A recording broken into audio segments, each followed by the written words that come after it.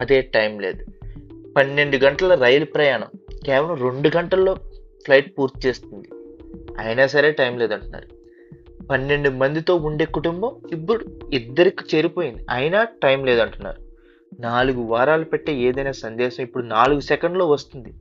అయినా టైం లేదంటున్నారు. ఒకప్పుడు దూరంలో మనిషిని ముఖం చూడడానికి సంవత్సరాలు పట్టేది. ఇప్పుడిది కేవలం సెకన్‌లో చూస్తున్నారు.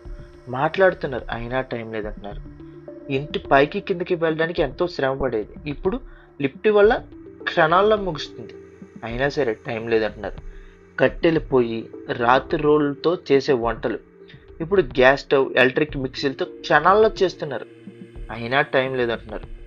బ్యాంక్‌లో గంటల తరబడి క్యూలో కూర్చుని చేసేవారు. ఇప్పుడు మొబైల్‌లో కొన్ని క్షణాల్లో లావాదేవీలు చేస్తున్నారు. అయినా టైం లేదంటున్నారు.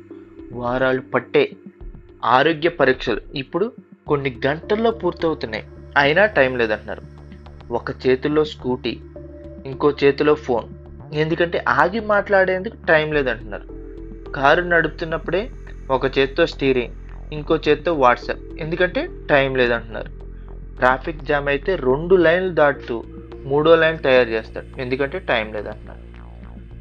నలుగురితో కూర్చుని అసహనంగా ఫోన్లో వేలు వేస్తాడు. ఎందుకంటే ఎక్కడికో వెళ్ళాలి, సమయం లేదంటాడు.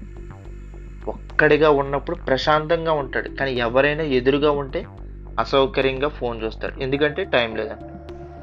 పుస్తకం చదవటానికి టైం లేదు. తల్లిదండ్రులకు ఫోన్ చేయడానికి టైం లేదు.